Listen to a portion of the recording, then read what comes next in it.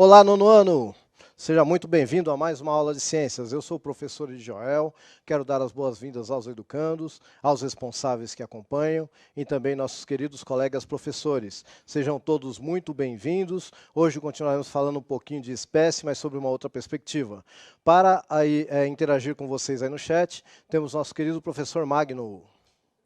É isso aí, galera do nono ano. Estamos aqui de volta, mais uma aula de ciências aí, com um assunto extremamente importante. Ele vem na continuidade, como o professor Edjoel colocou, e a gente espera aí a continuidade também dessas participações bacanas aí que você tem colaborado com a gente no chat, tanto os alunos quanto os professores, os pais aí. Vamos fazer uma aula bacana novamente aí. Tamo junto. Muito bem. Então vamos começar com aquela parte mais burocrática, né? Vamos falar qual a habilidade que a gente vai trabalhar hoje, tá ok?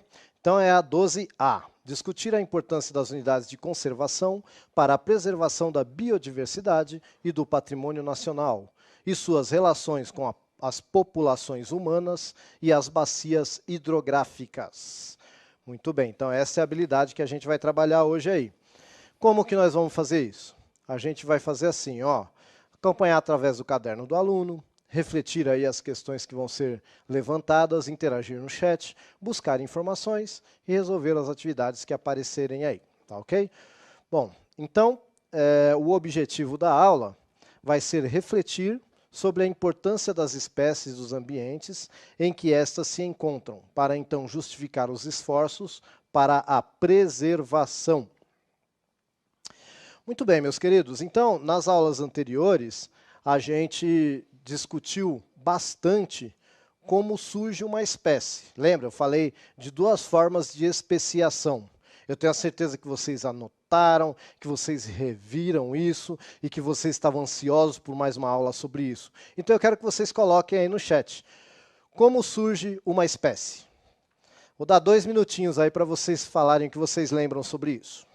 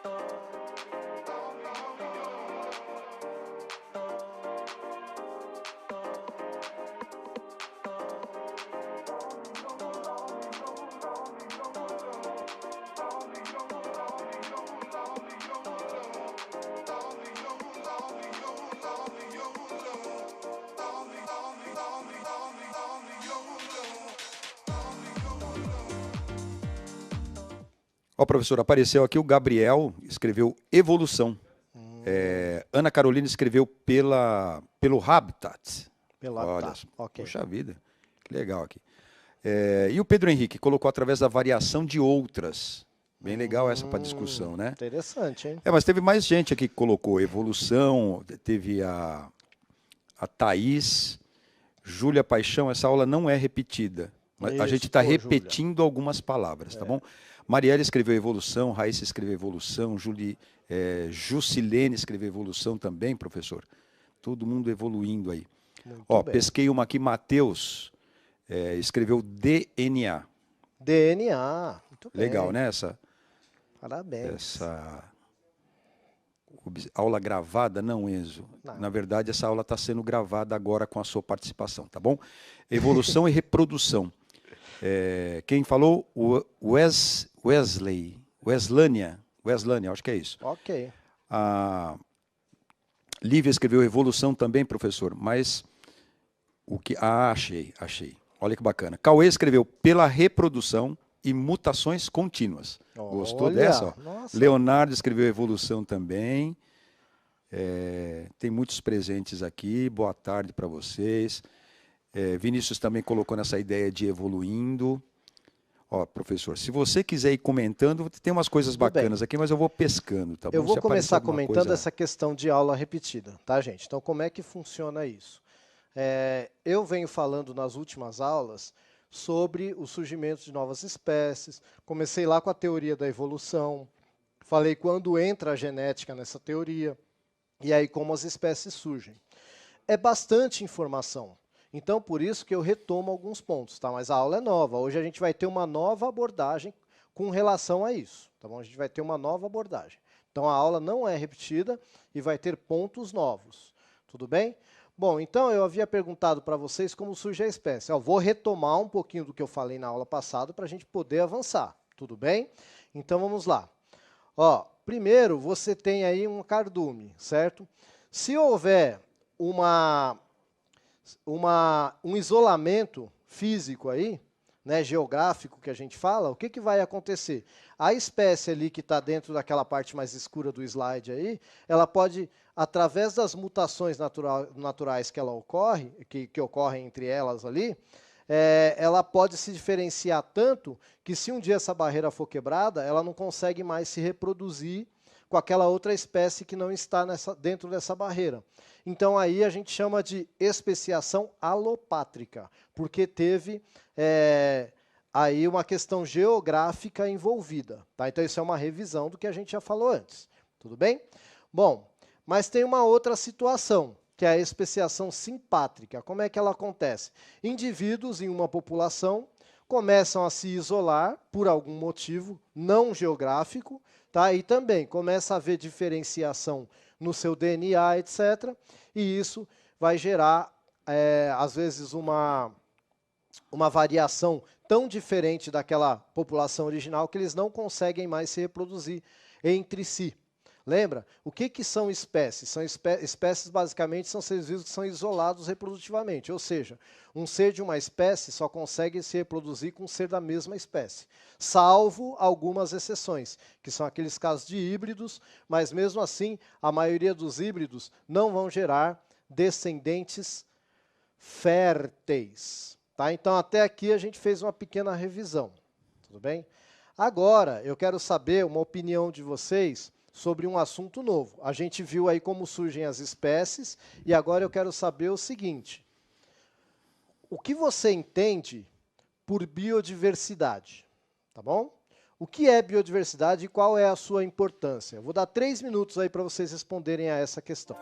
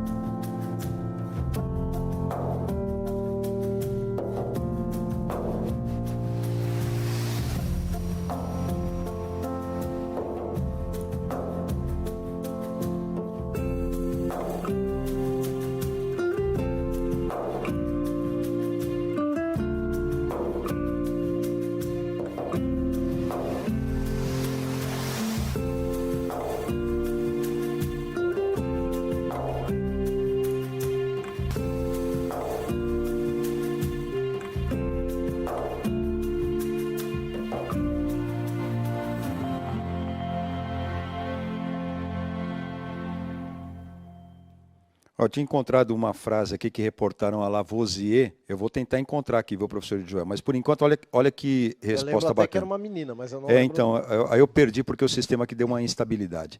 Ó, a Fernanda escreveu, olha que frase bacana. A Fernanda escreveu: é um termo que define variedade e riquezas que tem uma espécie. O Glebson escreveu diversidade de seres vivos. Diversidade é uma palavra-chave, viu, para as concepções que a gente está colocando aqui. A Gabriele também foi mais ou menos nessa linha, ó, a variedade de vida no nosso planeta, professora de Joel. Muito bem. Evelyn também colocou diversidade natural. Olha que ideia bem centrada do Júlio César, a importância de deixar o mundo equilibrado, é para ter um certo equilíbrio. Muito bem. Variedade entre seres vivos, disse o Carlos Henrique aqui. Biodiversidade e diversidade de vida. E muitas contribuições nesse sentido. Acho que está aí nessa linha também, professor, o João Pedro, ó, é a variação de espécies na natureza. Muito bom. E participação de vários professores aqui também, viu? Colaborando aí com a gente, como sempre. Sempre muito bem-vindos, né? Aliás, nós estamos aqui por causa de todos, né? Inclusive dos professores, tá bom? Muito importante. Professores como nós, né, Magno? Exatamente. E aí, para quem teve a oportunidade de fazer o ATPC ontem da área de ciências, né, nós deixamos isso daí claro, que aqui a gente faz uma parcerada. A gente depende mais de vocês aí do que a gente aqui. A gente está aqui num suporte de verdade mesmo. E juntos, né? A gente sempre juntos. Pessoal, então vamos lá. Então, só para conceituar, a maioria aí, né, falou já. Existem várias formas de falar a mesma coisa, né? Então, assim, só para a gente dissecar um pouquinho aí a palavra, né? Bio vem do grego vida. Tá? Então, biodiversidade, diversidade de vida, basicamente. Tá bom? Biodiversidade, diversidade de vida. Pois bem, então qual é a importância da diversidade de vida? É só você parar para pensar um pouquinho. Vamos aí. Pensar egoisticamente, né? Pensar só na gente. Aí. Vamos pensar na nossa roupa. Né? Normalmente ela vai ser feita de algodão, que por um acaso é uma planta. Né? Vamos pensar no que a gente come. Né? Se você consegue ainda comer arroz, né, e comer feijão, plantas, né, arroz, feijão é planta. Milho, planta. Ah, não, eu como massa. Massa feita de quê? De farinha de trigo? Ah, o trigo também é uma planta. Tá bom? É só para a gente começar a imaginar. Eu estou falando só dessa diversidade que a gente explora para vestir, para se alimentar. Né? Você pode ainda pensar no seu teto, que normalmente ele pode ter pelo menos uma armação para sustentar, que é de madeira. De onde será que vem essa madeira? Eu acho que vem de um outro ser vivo. De uma outra, e eu estou falando, por enquanto, só de planta. Né? Se a gente for colocar uma carninha no prato lá, é um ser vivo, tá, gente? Importante, independente se hoje ele é criado, é domesticado, ele foi tirado da natureza em algum momento.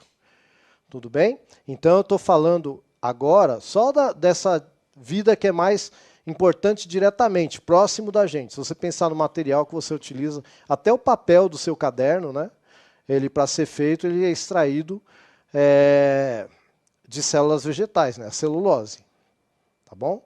Então, essa é uma das importâncias. Eu gostaria de convidar vocês para olhar aí por uns 5, 10 segundos para essa imagem aí, que vai ser uma imagem que se movimenta.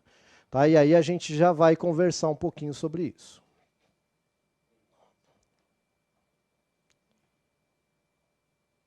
Bom, o cinegrafista não era lá essas coisas, né? Mas deu para perceber ali que é um ambiente ali de mata fechada, né, onde está passando ali uma água corrente, tá? É só para registrar. Isso aí é na região de Iguape, que é o Vale do Ribeira, aqui de São Paulo. Tá? É uma região muito bonita, quem tiver oportunidade vá conhecer. Um abraço aí para o pessoal de Iguape, né, que de vez em quando eu estou por ali. E vocês perceberam, não sei se vocês têm a mesma impressão, mas para mim é um tipo de imagem que me traz uma paz muito grande. Então, gente, olha aí a importância para a nossa qualidade de vida também, a biodiversidade. Ela é importante para a nossa qualidade de vida. Tá bom? O que é melhor? Eu abrir a minha janela e dar de cara com 5 sacos de lixo, ou abrir a minha janela e dar de cara com uma mata assim? Né? Então, ó, qualidade de vida, biodiversidade também vai auxiliar na minha qualidade de vida. Aí, ó, tem mais algumas imagens aí para vocês refletirem um pouquinho, tá bom? Também são imagens lá da região de Iguape, tá bom? Agora eu quero que vocês aproveitem para imaginar quanto de vida que tem aí, quanto de seres vivos que tem aí e que você não consegue enxergar. Vida microscópica, né? Bactérias, fungos unicelulares, né? Então a gente vê por cima, assim, a gente vê a árvore, às vezes vê um animal, né? A gente vê ali a água correndo, mas quantos animais se beneficiam só dessa água correndo? Porque às vezes tem gente que fala assim, é frescura, né? Você pegar e ter que manter a mata preservada a uma distância de tantos metros do rio. Não, não é frescura, porque se esse rio acabar, que impacto que vai ter na população? Que impacto que vai ter nos seres vivos aí à volta? Tá? Hoje é essa reflexão que eu estou tentando trazer para vocês. Ó, se a gente olhar um pouquinho mais de perto, ó, tem mais algumas imagens aí da mesma região. Tá vendo? Ó? Então a gente vê aí dois artrópodes aí, né? Uma borboleta, um lepidóptero e um aracnídeo, tá? Que são ali da região. Gente, isso aí é coisa que essas fotos eu tirei, eu garanto para vocês, você não se esforça nada para tirar essas fotos lá. É coisa que você vê no dia a dia nessa região, porque ainda tem bastante mata preservada. É lógico que a foto não é tão bonita porque o fotógrafo não ajuda, tá? Mas, mesmo assim, né, esses seres vivos estão aí, só da gente olhar uma imagem dessa, já nos causa um conforto, pelo menos em mim causa. Né? Eu acho super bonito. E eu acho que faz bem para a saúde. Tá? Então, eu falei de vestimenta, falei de alimento, falei de qualidade de vida, né? E dá para falar de muita coisa ainda. Né? Muito bem. Professor Magno, tem alguma colocação? Não, eu acho que a colocação foi perfeita. Eu estava, inclusive, refletindo aqui, as pessoas que questionam, né, a preservação, é uma característica tipicamente humana, né, que a gente deveria e com o tempo, talvez, a gente evoluindo, a gente consiga apagar. Que a gente tem mania de ir ali na natureza, retirar alguns benefícios dela, os recursos, né? E durante muitos séculos a gente fez isso sem nenhuma responsabilidade com o meio ambiente de ali devolver e tudo mais.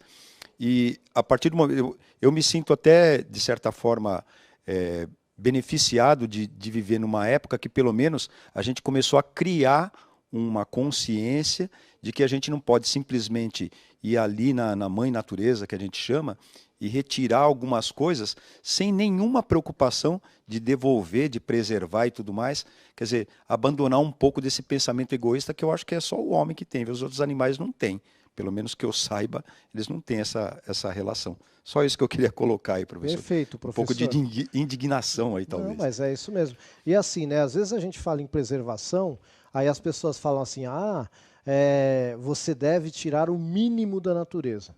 Não, na verdade a gente tem que tirar o máximo da natureza. O problema é que a gente tem que entender que às vezes o máximo é um tantinho de nada que ela suporta. E essa é a diferença. Né? O máximo não quer dizer arrancar tudo. Muito pelo contrário, é eu estudar, entender quanto que eu posso mexer e só tirar aquilo que realmente dá para mexer. E aí a gente precisa entender que tem lugares que não pode tirar nada, não pode mexer em nada, porque uma coisinha que você tira pode causar um desequilíbrio terrível. Eu lembro que há alguns anos atrás estavam querendo fazer a duplicação de uma rodovia federal. E aí o presidente da República da época foi à TV, já faz tempo isso, tá? Não é de agora não. E aí ele foi à TV e falou que não entendia, porque estava tendo um estudo lá de uma rãzinha, que a rã era menor do que o meu polegar. E aí ele não entendia como é que um animal daquele tamanho podia atrasar uma obra em 10 anos. Gente, ele não entendia, mas você pode entender. Tá? Às vezes essa rãzinha ela faz parte de uma cadeia gigantesca. Que se você tirar ela dali, você acaba com toda aquela cadeia. E aí é preciso fazer um estudo de impacto ambiental para ver o que realmente pode, foi o que eu acabei de falar. A gente tira o máximo, mas que máximo é esse? Às vezes uma rãzinha eu não posso tirar. E para eu saber isso, às vezes é um estudo que vai anos. Até porque tem um monte de espécies que a gente ainda nem conhece, não sabe quais são os hábitos, não sabe do que se alimenta, não sabe se faz bem ou se faz mal, né? A gente durante muitos anos fez o quê? Jogou veneno nas plantações. Hoje se sabe que quando você joga veneno na plantação, um dos animais que está sofrendo com isso, só citando um exemplo que tem inclusive na sua apostila, são as abelhas, né? E sem abelha, gente, muitos dos nossos alimentos, ó, já eram. A gente acabou de discutir aqui que muitos dos nossos alimentos são vegetais. Se eu não tiver um animal para polinizar, o que é polinizar? É o processo de reprodução da planta. O animal vai lá, se suja com pólen e leva para outra flor, e é a partir daí que vai surgir o fruto. Tá? A polinização ela vai servir para isso. E se eu não tenho esse animal polinizador, acaba o meu alimento. Então, você vê, jogava-se veneno na plantação para aumentar a produção, aí você aumentava a produção de um alimento e acabava prejudicando um outro alimento que necessitava da polinização da abelha. Hoje a gente já sabe isso. O homem faz isso porque ele é malvado? Eu não acredito. Faz isso por falta de conhecimento. Né? A partir do momento que a gente conhece, a gente muda os nossos hábitos. Tá? Até porque quem vive da terra precisa da terra boa para poder viver. Então eu tenho certeza que o cara não quer prejudicar a própria plantação. Né? Mas aí a gente tem que ter conhecimento. Tá bom? Muito bem. Agora eu quero saber de vocês o seguinte, ó, mais um chatzinho aí para você, tá bom? O que significa para você eu dizer que algo é um patrimônio nacional? Ok? 3 minutos, tá bom?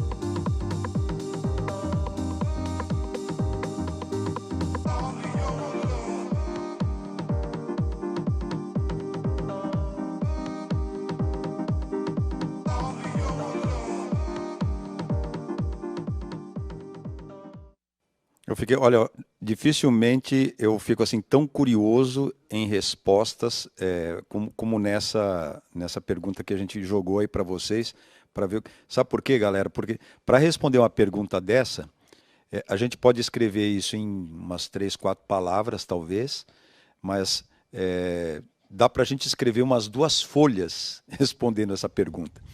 E muito mais aqui do que escreveu o Igor. O Igor escreveu bastante, professor. Ele escreveu: Patrimônio nacional é um conjunto de bens que representam a história e a memória de um determinado país, ou local, né? Pode ser também. Sim.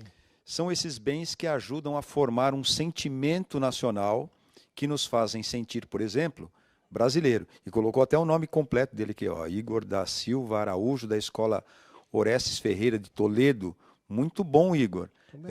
Eu pensei, veja, em cada linha que você escreveu aqui, dava para a gente expandir e falar muito a respeito disso. Eu vou ler outras contribuições aqui, professor, que são muitas, viu? Algo que é de todos os cidadãos brasileiros, algo que pertence ao país. Mas aí eu pergunto para você, qual a ideia que você tem de país, qual a ideia que você tem de cidadão, e qual a ideia de pertencimento que você tem? Só isso já dá para escrever um livro até, né, professor? É verdade. Porque, e essas perguntas que a gente traz ao chat e tal, como a gente trouxe hoje, quando a gente elabora, essa elaboração foi do professor Edjoel, a gente procura pensar num alcance muito maior, né, professor? Sim. Que a gente pode trazer para uma reflexão mais profunda do que a gente está colocando. Então, é por isso que também a gente, já vou dando uma justificativa aqui, de por que a gente não lê todos, primeiro que é muitos comentários. Segundo, porque a gente procura selecionar dentro de um encadeamento alguns que a gente pode fazer um comentário maior. Ó, por exemplo, Tiago Ferreira escreveu assim, ó, algo público e que represente a história e a cultura de uma cidade. Só para explicar que fator histórico é esse e o que é cultura, também daria para... O que é cultura? É um termo extremamente amplo, mas que bom que vocês têm essa percepção junto a essa palavra, esse questionamento que a gente colocou, né, professor? Sim. O que é patrimônio nacional é uma coisa que eu percebi isso no que vocês colocaram aqui de uma maneira muito carinhosa e bacana, que é uma coisa que é uma propriedade do país, que é uma coisa que é de pertencimento, não de uma pessoa especificamente, mas de uma espécie, né, de uma série de pessoas. E é importante mais uma coisa que eu vou colocar para você aí, com a licença devida aqui do professor Edjoel. Não é sua e das pessoas que não estão mais aqui e das pessoas que ainda não nasceram. Isso que é importante a gente pensar, porque a gente passa os patrimônios que a gente está falando aqui, eles devem ficar para a posteridade. Isso é mais ou menos pensar em cultura e pensar em história. O que eu quis dizer, né, professor, é pensar em cultura e pensar em história, é pensar além de você. Sim. E quando a gente pensa em patrimônio nacional, a gente pensa além da gente. A gente pensa essencialmente nessas coisas. Tá legal? Às vezes a gente, né, em cima do que o professor Magno falou, às vezes a gente acha, nossa, mas eu herdei esse mundo aqui, dos meus pais, dos meus avós, e eu não concordo com o jeito que ele está. Beleza. Mas o que nós estamos fazendo, então, para deixar um mundo melhor para os nossos filhos, para os nossos netos, etc. Né? Então, não adianta só reclamar, eu tenho a minha parte também. Tá bom? E a ideia, gente, quando eu coloquei essa questão aí do patrimônio nacional, é você entender que também existe um patrimônio ambiental, que é nosso também. Tá bom? E aí a gente tem que fazer aquele balanço, aquele equilíbrio que eu falei do começo da aula. Eu preciso de comer, eu preciso de vestir, eu preciso tudo isso eu estou extraindo da natureza, né? Eu estou plantando, eu estou com fábricas, eu estou aí modificando o ambiente, mas qual é o limite? Tá? Será que já chegamos nesse limite? Será que podemos fazer diferente com a tecnologia que temos hoje? Porque o nosso país ele tem um patrimônio ambiental maravilhoso. Tá entre os melhores do mundo, ainda, né? Mas a gente tem que tomar cuidado. Gente, isso não é uma briga que ela é porque a minha posição política é A ou B. Não, essa é uma briga pensando em viver e em sobreviver, viver bem. Tá bom? E aí a gente tem que ver qual é o limite. Acho que a grande discussão é essa. Qual é o limite? Até onde a gente pode ir? Não é, professor? Exatamente. E com isso eu leio ainda a Luana aqui, ó, que eu tinha separado, viu, Luana? um conjunto de bens que representam a história e a memória de um determinado país, que tem a ver com isso que você acabou de falar, com a memória. Quando a gente fala memória, é justamente o que o professor Edjoel acabou de colocar aí para a gente, que foi trazido aqui pela Luana. Obrigado, Luana. Muito bem. Pessoal, então a gente vai aí para mais um chatzinho aí, ok? Eu quero saber de vocês o seguinte agora, ó. Dentro do que a gente discutiu até aqui na aula, qual é a importância de uma unidade de conservação ambiental? Você conhece ou mora perto de alguma? Você sabe o que é uma unidade de conservação ambiental? Coloca pra gente aí o que você acha. Uns 3 minutinhos também, tá?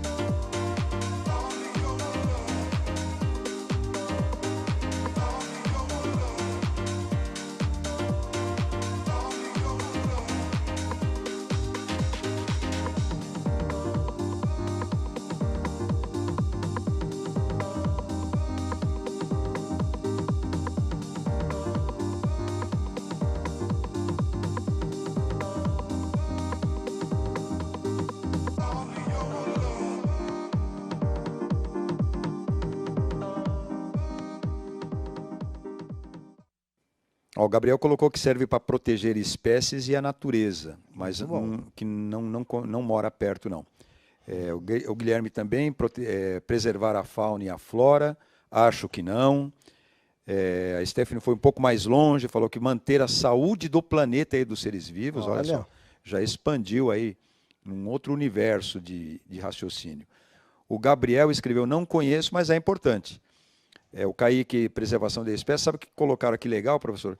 Lá do nosso pedaço, lá, ó. O Igor colocou, sim, o maior parque da América Latina, o Parque Ecológico do Tietê, na Zona Leste. Olha. Preservar o meio ambiente, aqui disse a Maria Eduardo. Ó. Eu não conheço nenhuma perto de casa. Que é preocupante, né?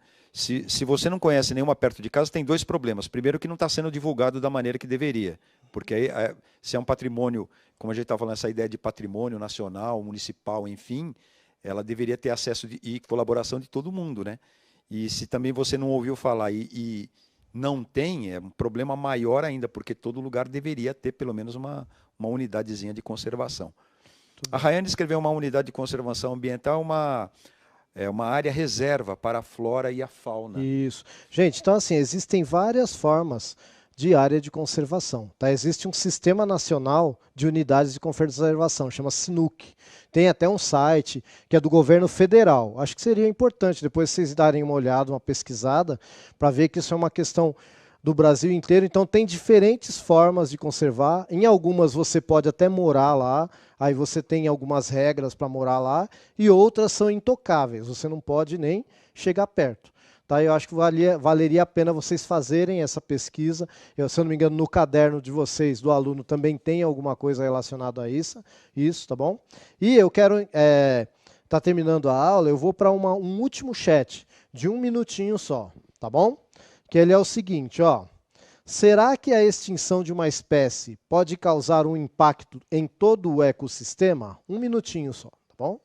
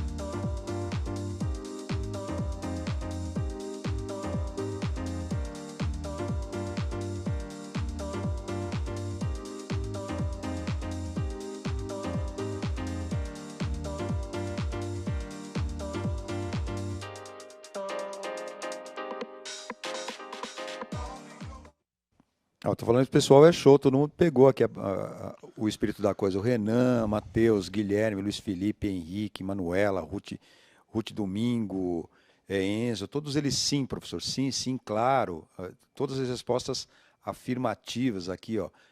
Micael, Wendy, Ana Vitória. Eu até faria um comentário com também o devido respeito ao professor aí. A gente, inclusive, estava comentando, né, professor? Sim.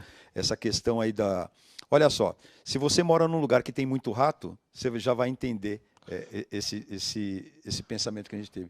O rato tem um predador. Se você afasta o predador, se você elimina o predador, sobra rato na parada. Aí é complicado. Simples. Bom, assim, né, Magno? Exatamente. E com isso a gente vai ficando por aí, que era o último chat, né, professor? Isso aí, ó. Então é importante conservar a natureza por diversos motivos, tá? Econômicos, ambientais, saúde, entre outros. E uma das formas de fazer isso é instituindo unidades de conservação, que podem servir para o desenvolvimento sustentável e, em alguns casos, ficar, na medida do possível, intocado. Tchau, gente. O Magno vai dar o recado final aí. Não vai esquecer aí, por favor. Agora você pode avaliar aí a aula, ver aí o que você achou da nossa aula, deixa a sua impressão aí acessando aí o QR Code ou clicando no link, tá bom? E a gente vai ficando por aqui, até a próxima, que é segunda-feira. Um abraço, galera.